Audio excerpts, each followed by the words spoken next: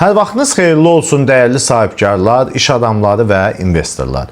Bugündən etibarən mən sizə müxtəlif iqtisadi və maliyyə və idarə etməklə bağlı müxtəlif bölüşmələr və paylaşımlar edəcəm. Təbii ki, bunun da sizin iş həyatınıza qismən müəyyən bir köməyi və dəstəyi olacaq. Ələlxüsusda yeni sahibkarlıq və biznes fəaliyyətinə başlayan şəxslər üçün və yaxud da başlamaq istəyən şəxslər üçün.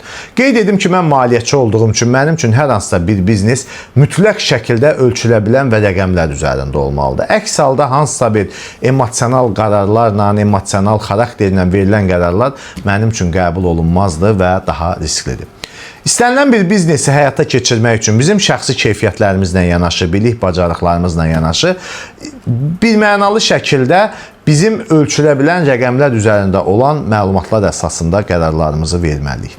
İlk öncə onu qeyd edeyim ki, istənilən bir biznesi həyata keçirmək üçün vacib olan 4 resurs var ki, biz bunlara qismən sahib olmalıyıq. Birinci, informasiya resursudur. İnformasiya resursu həmin biznes haqqında olan tam geniş məlumat bazası olmalıdır ki, siz o məlumat bazasının əsasında daha düzgün qərar vermiş olasınız. İkinci, bizim fiziki resurslarımızdır. Yəni, biz hər hansısa bir bu sahibkarlıq fəaliyyətini həyata keçirmək üçün hansı fiziki resurslara ehtiyacımız var, onları hansı formada əldə edəcəyik, onları da təbii ki, bilməliyik və əldə etməliyik.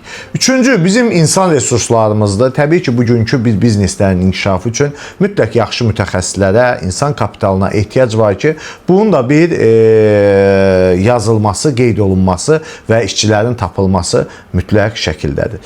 Və dördüncü resursumuz bizim maliyyə resursumuzdur ki, bu resursların əsasında, yəni biz maliyyə resursumuzla birlikdə bir biznesimizi yarada bilərik və müəyyən bir dövr ərzində də davam etdirib inkişaf elətdirə bilərik.